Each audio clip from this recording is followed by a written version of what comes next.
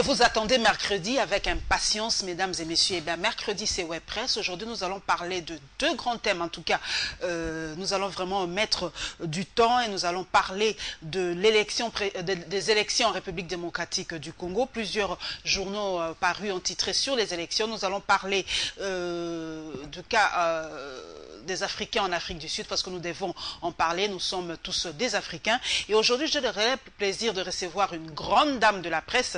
En tout cas, elle n'est même plus à présenter. C'est Gudule Bwalia. Elle tient de main de mettre son journal. L'objectif, c'est parmi les dames, en tout cas, qui tiennent de main de mettre un journal en République démocratique du Congo et à Kinshasa, la capitale. Il s'agit de l'objectif. Bonjour, Dagidule. Bonjour, Paulette. Et elle est aussi à la RTNC. Je crois que vous présentez le journal à 23 h hein, seulement. Maintenant, c'est 19 h et 13 h. À 19 h et 13 h. Voilà, je crois que le programme a changé. Comme la RTNC, c'est le miroir du pays, vous le suivez partout. Je crois qu'elle n'est plus à présenter. Je suis avec Faye Nico Mbikaï de Top Media. Bonjour Faye. Bonjour madame. Très heureuse de recevoir l'initiateur d'une pétition, mais on n'en parlera pas aujourd'hui, peut-être la prochaine fois. En tout cas, et puis je vais terminer avec Gabi Koubabekanga, qui est journaliste indépendant, mais spécialiste dans les mines. Hein. Comme vous le savez, notre pays regorge vraiment d'inestimables richesses minières, mais bon, on n'en joue pas dans nos assiettes, on ne sait pas pourquoi, mais bon, ça viendra. L'émergence est en 2030, nous l'attendons tous avec impatience. Donc aujourd'hui, les journaux parus à Kinshasa ont titré sur les élections. L'objectif de Dagudule a titré sur élections provinciales, l'opposition menace. En tout cas, beaucoup de journaux ont titré sur les élections. Voilà, j'ai pris les deux grands. Voilà le phare, génocide électoral en République démocratique du Congo, nouvelle province et élections locales, la faillite de l'État, la vérité en chiffres. La tempête de tropique nous parle aussi de l'opposition qui pose des conditions pour participer aux élections. Alors, Faye Nico Mbikaï, les élections sont là, l'opposition a crié à corps et à cri qu'on présente un calendrier global, inclusif. Le calendrier est là, mais maintenant, il y a des couacs, l'opposition ne veut plus participer aux élections. Pourquoi ? Madame, je crois qu'il est l'heure des vérités. Et je n'aimerais pas être incompris. N'en déplaise aux fanatiques, aux ensorcelés et aux envoûtés. J'ai été esquinté lorsque nous avons eu à parler de ça autour de votre plateau d'il y a une année ou bien 2 ans. Je disais ceci. Il faut vous mettre en tête que dans le manche de la majorité, il y a les fraudes et les tricheries. Il faut se mettre en tête que cela n'a jamais été extirpé dans le chef de la majorité. Cela fait partie aussi de ces stratégies. Quitte à vous, opposition, qui cherchez à tout prix à récupérer le pouvoir, ça ne sert à rien d'aller de revendications stériles et improductives. J'avais suggéré en son temps, il est temps que l'opposition se mette à chercher des fonds pour faire face à cela. Madame, je peux vous surprendre. Aux élections de 2011, il n'y avait aucun parti politique de l'opposition qui n'avait su aligner 400 candidats sur les 500 sièges. Aucun. Aucun. Mais aujourd'hui, il y a toute une pile, toute une ribambelle d'élections. Cette élection, je me dis, même celle-là que vous appelez soi-disant par grand parti politique là, maintenant, le poteau rose va être découvert. Dans la mesure où il y aura certains partis qui seront incapables de présenter leur candidat. Et que voilà aujourd'hui, on est rattrapé par notre propre turpitude à ne rien organiser, à ne rien préparer. Et je vois très mal, c'est un grand boulevard qui est ouvert à cette majorité. Mais cette majorité, aujourd'hui, je ne vois personne qui peut aussi faire cela. C'est pour cela, il faut que le regard soit maintenant fixé sur Moïse Katumbi, qui s'il se décide aujourd'hui, il ferait mal et à la majorité et à l'opposition. Géopolis Magazine nous dit Christophe Lutundu l'a trahi la majorité. Gudule Bwalia, est-ce que l'opposition aujourd'hui n'est pas en train de faire marche arrière? Est-ce que l'opposition est-elle prête aujourd'hui à franchir ce pas? On a l'impression vraiment... C'est pas une fuite en avant, Gudule Bwalia? Une fuite en avant, peut-être pas, mais c'est bon, c'est centre dans leur distraction de tous les jours. Hein. Moi, j'ai toujours dit qu'on n'a pas une opposition en République démocratique du Congo, on a plutôt des chercheurs d'emploi. Parce que ce sont des personnes qui changent d'avis à chaque moment.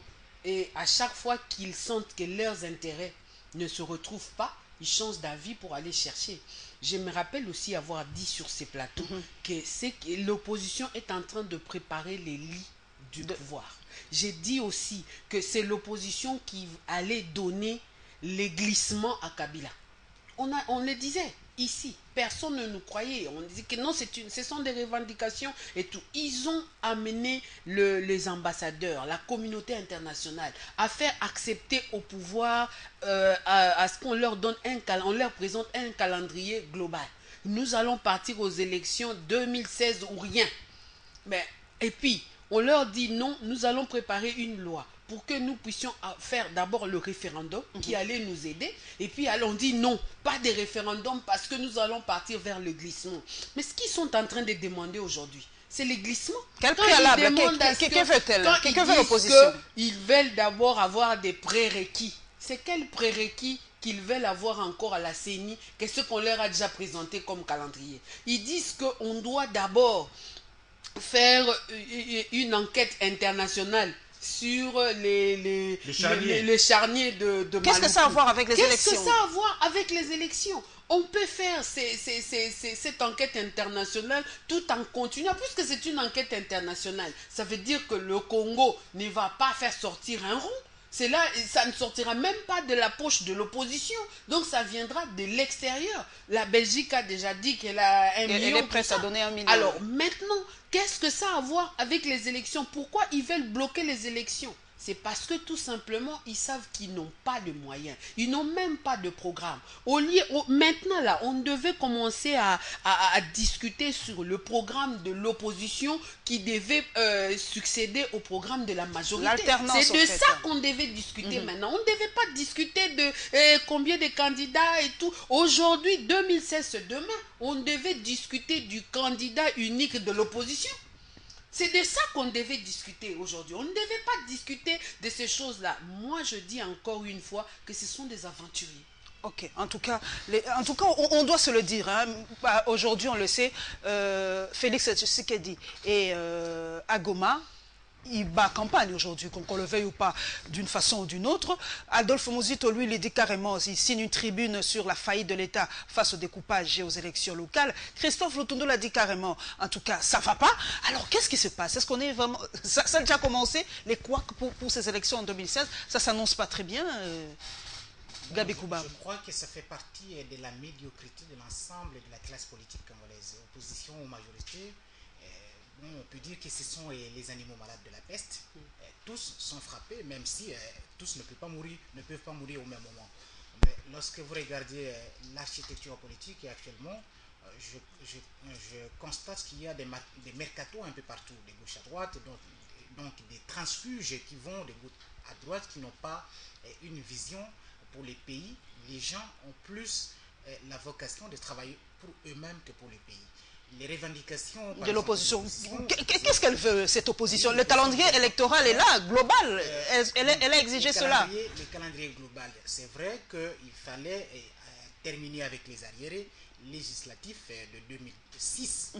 Mais lorsqu'on regarde les moyens, lorsqu'on regarde la complexité de ces élections, lorsqu'on regarde les problèmes qui viennent s'ajouter comme le découpage territorial, lorsqu'on regarde les problèmes comme l'insécurité dans la partie est du pays, sans oublier les problèmes sociaux, et on a au moins 7 scrutins. Si les gouvernements, parce que l'argent des partenaires n'arrive toujours pas, et aujourd'hui, je ne vois pas les États-Unis, la Belgique, la France et l'Union européenne, les pays qui sont frappés par l'austérité, donner $1 milliard à la RDC comme on l'a fait en 2006. Les pays qui ont l'argent sont des pays émergents. Or, les pays émergents, on en a pas eu. Or, les pays émergents comme la Chine, la Turquie, le Brésil, la Corée et tant d'autres sont plus intéressés par le business, par l'économie.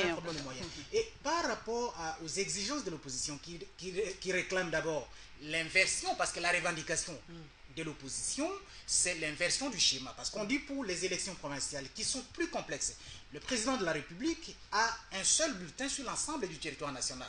Et avec le découpage, il faudra maintenant éclater les bulletins au niveau des 26 provinces. Voilà, au niveau des 26 provinces, les élections municipales, les élections locales, les élections au niveau des secteurs. Donc ça va demander encore plus de moyens. Et au regard de la modicité des moyens dont dispose l'État, cela ne permettra pas l'organisation d'un cycle électoral complet d'ici à 2016. 2016. Donc, la revendication, comme l'exigence est constitutionnelle, d'abord la priorité, c'est l'élection présidentielle, les opposants estiment qu'il est bon d'inverser le schéma électoral, mais on reste toujours dans la logique du calendrier global. Alors, en ce qui concerne aussi un problème de découpage territorial. Les découpages territoriaux dont vous parlez, les gens voient plus les 26 provinces, mais ne l'oublions pas, il n'y a pas seulement que les gouverneurs qui sont élus ou désignés dans cette logique, parce que d'ici 1 ou 2 mois, on va passer. 6 voilà, la commission, la commission est déjà en place.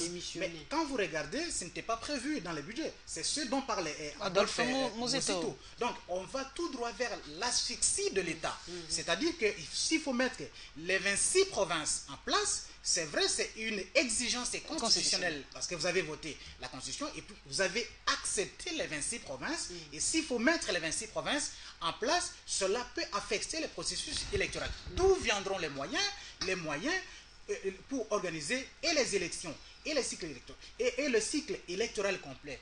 Et le problème, parce que les opérations contre les forces négatives se poursuivent dans l'Est du pays, mais l'État n'a pas seulement comme devoir que l'organisation des élections et l'insécurité. Nous devons vivre. Donc il faut qu'on donne de l'eau, il faut qu'on donne de l'électricité. Est-ce que le découpage territorial de la République démocratique, ça vient encore s'ajouter sur d'autres problèmes? Est-ce que c'était vraiment opportun? Les gens se posent la question, c'est vrai que c'est constitutionnel, ça fait déjà 10 ans qu'on a parlé de ces découpages, et pourquoi maintenant? Et le budget n'est même pas prévu pour ça. Est-ce que ces découpages-là, est-ce que c'est opportun de le faire maintenant? Madame, avant de vous répondre, j'aimerais d'abord contredire ce que venait de dire Gabi. Vous savez, au Congo, moi je me dis, les problèmes des moyens ne se posent pas. Ou soit l'argent est là, vous le volez, ou soit vous ne savez pas le générer. Je vous dis, madame, allez ici à la DGM pour un document comme la prise en charge.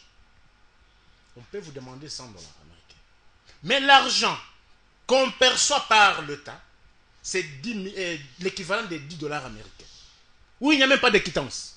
Il n'y a pas de quittance. Mais vous payez 100 $, mais l'argent qui arrive, c'est 10 $. Vous avez des preuves? J'en ai eu des preuves. Je peux même vous donner monter dans mon téléphone. J'ai des preuves comme ça avec un agent de la DGM. Il a cherché à me marrouler, mais je lui ai dit que non, je ne suis pas prenable. Et au finish, il m'a demandé pardon pour que je n'aille pas plus loin pour l'accuser. C'est-à-dire, j'ai failli perdre 90 $ comme ça. C'est pour cela, l'État congolais, et malheureusement au Congo, vous trouvez le président de la République qui se plaint. Vous trouvez le premier ministre qui se plaint. Le procureur général de la République qui se plaint. Les ministres se plaignent. Mais finalement, qui va faire à la place des Congolais? L'argent au Congo, il fait exprès cela. Vous venez de suivre les rapports de Greenpeace, une ONG spécialisée dans le bois, qui a dit qu'il y a plus de 90% du bois congolais sort par des voies frauduleuses. Madame, le coltan du Congo représente 80% du coltan mondial.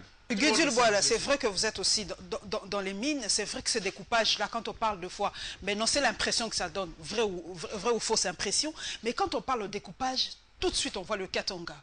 Aujourd'hui, on a l'impression que ce découpage a été fait expressément pour le Katanga. En tant que spécialiste, c'est la même question que je poserai à Gabi Kuba. Est-ce que ce découpage a été fait pour le Katanga ou pour toute la République démocratique du Congo? Et ce n'était pas pour affaiblir un peu les potentats, entre guillemets, katangais? D'emblée dire d'abord que le découpage n'est pas en soi une mauvaise chose. Parce que le Congo est tellement grand que mettre une administration plus loin des administrés, c'est aussi très difficile de gérer. Moi, je me rappelle, en 2005, lorsque nous avons fait la campagne pour le référendum, nous sommes arrivés dans des coins de la ville du Katanga où ils n'avaient jamais vu un gouverneur arriver par là. Les vice-gouverneurs de l'époque qui étaient avec nous lui-même reconnaissait qu'il n'a jamais mis ses pieds dans cette partie de la province depuis qu'il est gouverneur. Donc, au niveau du découpage, moi je pense que ça a été une bonne chose. Maintenant, est-ce que ça a été fait pour affaiblir les Katanga? Ça a été fait pour affaiblir... Ça, il n'y a que les politiciens qui peuvent vous expliquer cela. Ils peuvent eux-mêmes savoir quels ont été les calculs qu'ils ont faits pour arriver à cet état de choses. Mais est-ce qu'il fallait faire 4 provinces au niveau du Katanga? Est-ce que c'était important par rapport aux moyens, par rapport aux habitudes de la population? C'est ça. Hein, et par rapport à la situation actuelle. Moi, je pense qu'on n'en avait pas besoin. On pouvait avoir 2 provinces, le haut Katanga et le sud Katanga. C'était peut-être... C'était déjà bon. Ça n'allait pas renforcer un peu cette cassure qu'on a entre le nord Katanga et le sud Katanga. Mais aujourd'hui, on a plus de provinces tribales. Donc, vous retrouvez les Batete là dans leur province. Vous retrouvez les Babemba dans leur province, vous retrouvez les Balubakat dans leur province, les Baemba dans leur province, vous allez les Baluba dans leur province, les Bakete. Donc c'est comme si on a encore enfoncé le clou du tribalisme au pays. Ce n'est pas opportun. Moi, ça c'est mon avis. Et est-ce que ça doit changer quelque chose par rapport aux élections? Mais les provinces qu'on est en train de parler là, c'était des districts dans les élections de 2011. Hein? Comment est-ce qu'on a fait pour arriver là-bas en 2011, dans ces districts-là, pour organiser? Ce sont ces districts-là qui deviennent carrément des provinces. Est-ce que ça va poser un problème au niveau s'il y aura des problèmes, ça sera le même problème de transport, les mêmes problèmes d'accessibilité de population. Mais ce sont ces mêmes problèmes-là. Les problèmes des moyens, moi j'ai dit que ce que Gabi a dit est vrai aussi, parce que installer les gouverneurs, les administrations... C'est pas budgétisé au fait. Quand c'est pas budgétisé, ça demande beaucoup d'argent. Mais je ne pense pas que cela a une influence sur les élections telles qu'on est en train de le dire. Gabi Kouba, vous êtes spécialiste dans les mines. C'est vrai qu'aujourd'hui les Katangais s'élèvent. Beaucoup disent, il y a même des autorités qui ne veulent plus parler du découpage et pourtant le référendum a été voté. Est-ce que c'est vrai que ça va fragiliser un peu les Katanga, parce qu'il y aura un Katanga riche, en fait je ne sais pas, des provinces riches et des provinces pauvres dans l'ex-Katanga aujourd'hui. Oui. Ça sera peut-être ailleurs aussi comme ça. Comme Mozito a dit, il y aura des provinces en tout cas qui n'auront de provinces que de noms. Fait. C'est vrai, des coquilles vides en fait. Théoriquement, toutes les provinces sont potentiellement riches. Mais dans la pratique, vous n'allez pas comparer le Nord Katanga et le Sud Katanga. Dans la pratique, la richesse minière se focalise où, en fait? Au sud. Au sud, vers Kolwezi. Qui partage la ceinture du cuivre avec la Zambie. Okay. Donc c'est cette partie-là qui subit l'influence de l'Afrique australe. Mais excuse-moi Gabi, mais c'est beaucoup plus parce qu'on s'est concentré sur l'exploitation du cuivre. Or, il y a du coltan au niveau du Nord Kivu, il y a de la cassitérite, il y a de tantalite là-bas. C'est pourquoi j'ai dit que toutes les provinces sont potentiellement riches. Mais par rapport à l'histoire du pays, par rapport à la réalité, il y a des coins où l'activité économique a été plus intense et par rapport à d'autres. Par rapport aux autres villes. Je prends l'exemple même du Bandundu. Oui, prenez un peu l'exemple du Bandundu. La ville de Kikwiti, c'est une ville essentiellement économique qui est située entre les Kasaï et la ville de Kinshasa. Or, quand vous prenez la future province de Maindombe avec le chef-lieu Inongo, vous n'avez que la maison de l'évêque. Et il n'y a rien.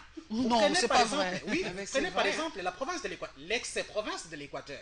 Vous aurez Mbandaka qui était le chef-lieu depuis l'époque coloniale. Et quand vous allez un peu plus loin, vers le territoire, la future province, ou la province de Chouapa.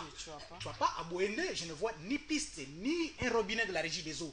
Moins encore une ampoule. Les gens n'ont jamais vu ça. On se pose la question. Mais tous ces dignitaires qui se bombent le torse ici, ils n'ont rien fait pour leur province d'origine. Là, il faut peut-être préciser. Peut-être de Kinshasa.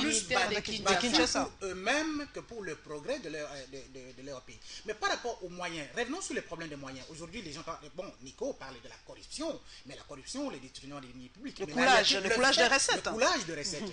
Le fait est là. Maintenant, on est devant un fait accompli. Il faut passer au découpage dans 2 mois. Or, c'est dans 2 mois en fait. Ah oui. C'est ça. Or, avant de passer au découpage, il fallait d'abord décentralisé.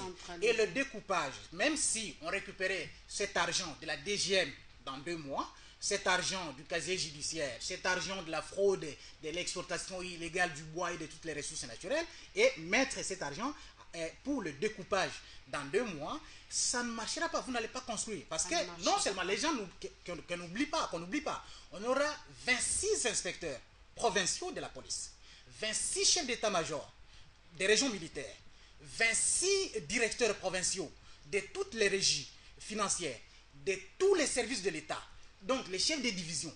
On va tout découper, on va tout décentraliser. Or, vous prenez l'exemple, Gudule a évoqué un cas ici, le territoire du Sankourou, chef-lieu Lusambo. Vous n'avez que l'ancienne maison construite à l'époque pour l'administrateur du district. Il y a alors, même vous pas allez 2 installer, kilomètres de route voilà, avec 11 provinces, vous avez eu des problèmes réels. Pour rétrocéder d'abord les 40% prévus par la Constitution, comment allez-vous rétrocéder pour les 26 provinces? Pour les 26 provinces. Et là, ça va poser énormément un problème. S'il faut prendre le budget de l'État affecté au découpage territorial, le découpage, il n'y a rien d'illégal dans tout ça. C'est constitutionnel, c'est prévu, nous l'avons adopté, il faut assumer, mais il faut y aller progressivement, voir les priorités.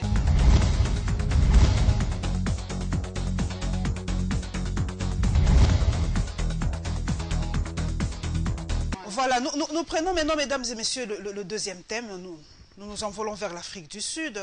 Gudule Bwalia, c'est vrai que vous y allez souvent en Afrique du Sud. Vous avez suivi, vous avez vu les images, hein, cette montée de la xénophobie du peuple sud-africain, surtout par rapport aux Noirs africains. La toute première question, Gudule Bwalia, pourquoi cette xénophobie est-il centrée sur les Noirs africains seulement? Bon, d'abord, c'est vraiment quelque chose à déplorer parce que les Sud-Africains ont eu le soutien de tous les peuples africains pendant la période de l'apartheid. Et aujourd'hui, avec les leçons qu'ils ont appris, ils ne devaient pas normalement réagir de cette manière. Bon, puisqu'il faut parler de ce qui se passe et pourquoi le peuple noir, parce que en grande partie, les Sud-Africains hommes n'ont pas eu le temps d'étudier. Ils n'ont pas eu le temps d'étudier.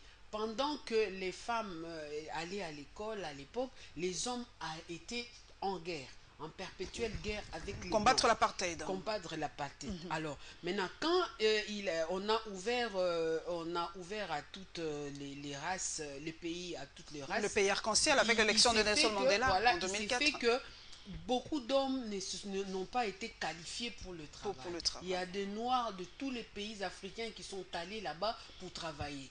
Beaucoup de Congolais. Hein? Il y a beaucoup de Congolais qui sont médecins en Afrique du Sud. Il y a beaucoup de Congolais qui font des travaux de construction. Des architectes, des bâtiments et tout. Il y a beaucoup. Et c'est la même chose avec les Kenyans, les Nigériens et tout. Mais ce qui fait que les Noirs, les hommes noirs sud-africains se sont retrouvés en train de se battre pour les petits emplois, les petits boulots avec les autres peuples qui venaient trouver un peu mieux que par rapport à ce qu'il y a dans leur pays. Alors ils ont commencé à se sentir frustrés parce que en fait, comme ils ne savent pas travailler, il y a d'autres, même les ouvriers d'autres pays étaient plus qualifiés qu'eux. Alors on leur refusait le travail par rapport aux autres.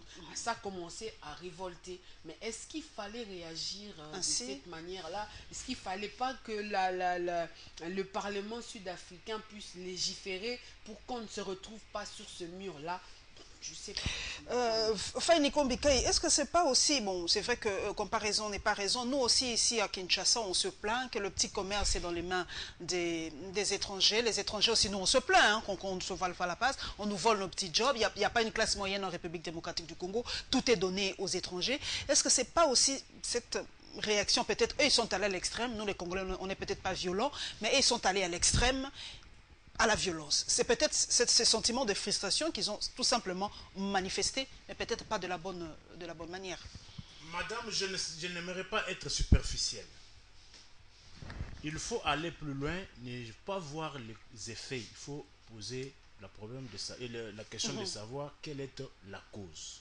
c'est un problème d'ordre purement économico-financier. Là où les Sud-Africains l'ont payé, par exemple, 1500 $, pour un expatrié, il aimerait faire le même travail pour lequel l'on payait un Sud-Africain à 1500 $. L'expatrié aimerait toucher même 400, 500 $. Et face à un employeur, l'employeur aimerait la main-d'œuvre étrangère parce qu'elle est moins coûteuse. C'est ça le problème. Maintenant, le problème est à plusieurs niveaux. Si vous prenez ces niveaux au niveau africain, ça se pose au niveau de l'Afrique du Sud. Vous prenez les mêmes problèmes, vous les transplantez à l'Occident. Dans les pays industrialisés de l'Europe, ces mêmes problèmes se posent. Pourquoi moi je me pose la question par rapport à Lampedusa. Le problème qu'il y a eu sur Lampedusa, il y a des morts des Africains qui cherchent à tout prix à aller vers l'Europe. C'est-à-dire quoi? Il faut que les États africains travaillent en leur sein. C'est pour cela que j'ai rejoint Ban Ki-moon qui avait dit les gouvernements du monde n'ont pas l'obligation de se défendre, ont l'obligation des résultats, de donner des solutions à leur peuple. Pourquoi nos compatriotes cherchent à aller vers l'Afrique du Sud? C'est un problème purement économico-financier.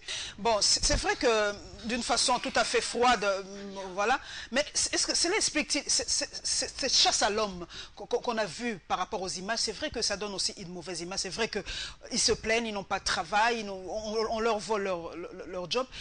Doit-on tuer? Doit-on lapider? Parce qu'on se sent frustré. On redevient animal parce qu'on a faim?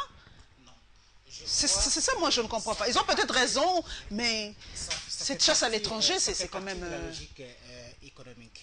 L'Afrique du Sud et le Nigeria se disputent la première place en ce qui concerne l'économie au niveau africain.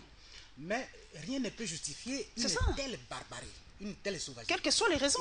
Quelles que soient les raisons, mais il y a aussi un problème de la politique des boucs émissaires. L'Afrique du Sud. C'est le chef de la politique sociale sud-africaine aussi, il faut le dire. L'Afrique post-Mandela n'a pas résolu un grand nombre de problèmes. Et il faut qu'on se le dise ici. En Afrique du Sud, vous avez deux pouvoirs. Les Noirs se sont battus plus pour le pouvoir politique, pour l'émancipation, mais les Noirs aujourd'hui détiennent le pouvoir politique. Or, le pouvoir politique doit être soutenu par l'économie. Et le pouvoir économique est détenu par les Blancs, qui, dans la plupart des cas, sont des Néerlandais, les Anglais, les Australiens, les Canadiens, les Indiens, les Chinois, ceux qui sont venus d'ailleurs. Alors, quand vous avez ce pouvoir-là, on a aussi un problème. Il n'y a pas une classe sociale noire, une classe moyenne noire en Afrique du Sud. Le gouvernement a mis en place un système. Mais vous avez des limites d'une volonté politique. Parce qu'une volonté politique seulement ne suffit pas, il faut l'accompagner de moyens. Combien de Noirs sont à la tête des multinationales aujourd'hui en Afrique du Sud? Ils sont très peu. Ils sont très peu. On a aussi un problème d'éducation. Dans la plupart des entreprises, par exemple, en Afrique du Sud, ne soyez pas surprouviez un Katangais, par exemple, un ancien ingénieur de la GCAMID, moi je les ai vus, ils sont nombreux, ou les ingénieurs en construction, parce que les Noirs n'ont pas été favorisés en ce qui concerne les systèmes éducatifs, et ils étaient sous-qualifiés. Mais aujourd'hui... Ils ont quand même eu le temps d'étudier, non? Oui, ils vont à l'école, ils vont à l'école, c'est la nouvelle génération, mais il faut comprendre les raisons historiques. Et quand vous avez des pays, par exemple, comme le Zimbabwe, qui a été frappé par une forte crise économique, et la ville de Bulawayo, qui est située au sud non loin de Pretoria, donc c'est des mouvements migratoires. Il est difficile de les contrôler. Vous prenez par exemple Maputo, c'est non loin de Durban, aujourd'hui l'épicentre de la xénophobie et des pêcheurs par exemple, et malawis, mozambicains, qui empruntent la côte, vont jusqu'à Durban. Et des petits travaux comme le Dinico, là où les étrangers... Mais c'est ça la logique. Moi, si je suis entrepreneur, j'aimerais bien payer... la délocalisation, ça se fait même en Occident. J'aimerais bien payer quelqu'un et travailler moins cher par rapport aux États-Unis. Allons aux États-Unis, vous allez trouver les Mexicains. Les Mexicains qui traversent n'importe quoi. Les travaux qu'on donne à 5 $ l'heure et ils acceptent ça même à 2 $. Mais est-ce que c'est pour autant que les Américains les tuent? Voilà. Vous avez également... C'est ça l'explication. S'il vous plaît, c'est moi qui ai la parole. Vous avez l'instrumentalisation... Non, je vous en prie. Vous avez l'instrumentalisation également de ce dossier par les officiels. Lorsqu'on n'a pas trouvé les rois des Zoulous qui estiment que les Noirs n'ont pas assez d'emplois, les Éthiopiens, les Nigérians, ils sont dans les petits commerces parce que les nôtres n'ont pas assez de place. Ça, c'est la politique des boucs émissaires. Mais la gestion, par exemple, de la chose publique en Afrique du Sud n'est pas aussi saine telle que vous le croyez. Les mottes et alikasu que vous voyez à Kinshasa, moi je l'ai vu à Afrique du Sud aussi. Pour les policiers, des roulages. Donc, l'orthodoxie en ce qui concerne la gestion de l'État n'a pas été rigoureuse, donc n'a pas été appliquée. Ce qui veut dire que vous avez même le ministre de l'Industrie qui s'élève pour hausser les voix pour dire voilà, si ça ne marche pas, c'est à cause des étrangers. Les rois des Zoulous, les fils de Zouma lui-même qui vous dit si ça ne marche pas, c'est à cause des étrangers. Mais les autres aussi, l'Afrique du Sud, parce que pour les politiciens, vous savez que Zouma lui-même s'est réfugié au Zimbabwe, les Thabo Mbeki et consorts pendant des années. Donc ils ont une dette morale à travers d'autres pays africains qui, à l'époque, avait soutenu la lutte anti-apartheid menée par Nelson Mandela. Mais cela ne peut pas dédouaner les autres pays africains de faire des efforts. Mais c'est l'attractivité économique qui pousse la plupart des pays voisins à aller immigrer c'est aussi, d'une façon ou d'une autre, l'échec ou la faillite de nos pays africains. En tout cas, il y a même des voix qui s'élèvent, Gudul Boalia, Faini Kombike, pour dire carrément qu'on soit recolonisé. Parce qu'on voit que vraiment 55 ans après les indépendances, on a reculé. Les Noirs ne savent pas gérer l'Afrique du Sud donner aux Noirs. Voilà où nous en sommes. Est-ce que c'est là, réfléchissons froidement, nous sommes des intellectuels. Est-ce que le Noir est capable de gérer? Est-ce que cela n'explique-t-il pas l'échec du Noir en toute chose? Parce qu'on ne comprend pas, 55 ans, avec toutes les potentialités que l'on a fait, Nikombike en République démocratique du Congo, qu'on soit à cet état, mais si ce pays, on l'est donné aux Blancs, mais 10 ans après, c'est le paradis. Pourquoi ce paradoxe-là? Pourquoi le Noir ne parvient pas à être sérieux là où il est? Il faut qu'on se le dise froidement aussi. J'aimerais que vous puissiez aussi me donner les temps matériels, comme vous l'avez fait avec Gabi. Je vous en prie. Pourquoi? Gabi n'est pas l'unité de mesure. Je vous en prie. J'avais dit en son temps que l'homme noir doit être déprogrammé puis reprogrammé. Prenez le route légué par le Belge et les collecteurs légués par le Belge par rapport à ce qui venait d'être construit maintenant. Allez sur le boulevard Saint-Louis, qui n'a même pas encore 2 ans. Boulevard, il est en pleine réhabilitation. Mais prenez les avenues, les routes laissées par le blanc. Ont été de quelle qualité? Et aujourd'hui, moi, je pouvais penser que non, ces sociétés-là ont eu à margouliner l'État. Mais dès lors que je constate que l'État reste taisant et n'agit pas parce qu'il y a un problème juridique qui devait être soulevé sur l'escroquerie de la qualité, l'État devrait aider toutes ces entreprises qui ont très mal construit le route, mais l'État n'agit pas. C'est-à-dire, si on n'agit pas, il doit y avoir une complicité quelque part. Pour revenir à l'homme noir, je me dis, allez même dans vos bâtiments de l'État. Combien de bâtiments de l'État ont des installations sanitaires? Et s'il y a des installations sanitaires, en quel état? Dans quel état? Et avec ça, vous allez continuer à condamner l'homme blanc. Il faut revenir, qu'on se pose la question, pourquoi nos compatriotes cherchent à aller vers... Moi, j'ai un jeune frère. Aujourd'hui, j'ai un qui a déjà la nationalité angolaise. J'ai un jeune frère qui est en voie de chercher la nationalité. Je vous dis, pourquoi il fuit ici? Il a vendu sa voiture pour quitter d'abord le Congo. Pour d'abord quitter le Congo. Aujourd'hui, l'autre est en Afrique du Sud. Pour faire quoi? Il a tout abandonné ce qu'il faisait ici. Il a d'abord que je sois d'abord là-bas. On quitte d'abord. Ici, on est dans l'enfer. Lorsqu'on manque d'abord les besoins, lorsqu'on est encore dans le besoin domestique. Non, si vous n'êtes pas dans l'affaire, mais la majorité de ma population est dans l'affaire. Ok, continuez. Nous gagnons le temps parce que nous sommes en train de chuter. Et il faut se poser la question, il y a des problèmes d'ordre économico-financier. Pas éthique aussi, il y a aussi des problèmes éthiques. Écoutez, madame, là, on ne reporte pas la fin. Hein. On ne reporte pas la fin. Un homme affamé devient gris et devient méchant. Et que si ça s'accumule, ça peut atteindre des proportions d'implosion. Moi, je crois que non, les Sud-Africains sont arrivés à l'étape de l'implosion. Comme on l'a vu aussi en Angola. L'Angola venait de le faire. Parce qu'il faut vous mettre en tête que l'Angola, c'est parmi les premiers pays au monde qui ont un taux de croissance le plus élevé. Des 2 chiffres vrais, vérifiés et vérifiables. Pas comme chez nous, où on vous dit taux de croissance, où le panier de la ménagère est en train de se vider.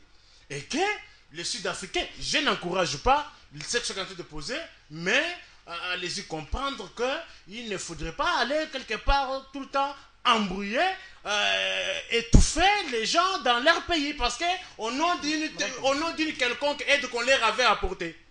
Gudule, voilà, vous allez clôturer. Gudule, voilà, c'est vrai que cela dénote l'échec de nos politiques africaines. Parce que quand on voit les images, par exemple, la mer Méditerranée aujourd'hui est le cimetière des Africains. Tous les jours, on se réveille, 800 morts, 200 morts, 300 morts. Est-ce que nos dirigeants se regardent dans une glace aujourd'hui? Pourquoi un Africain aujourd'hui, un Congolais, c'est vrai que vous l'avez dit, vous n'êtes pas en enfer, mais peut-être le 3/4 des Congolais se disent, l'avenir est bouché, vaut mieux aller en Europe, devenir même un domestique, devenir même un lavandier, je ne sais pas moi, au moins il aura à manger, au moins il aura des facilités qu'il n'a pas ici. Pourquoi? Moi je me pose la question, est-ce que nos dirigeants se regardent dans une glace aujourd'hui quand ils voient ces milliers et des milliers de morts chaque jour?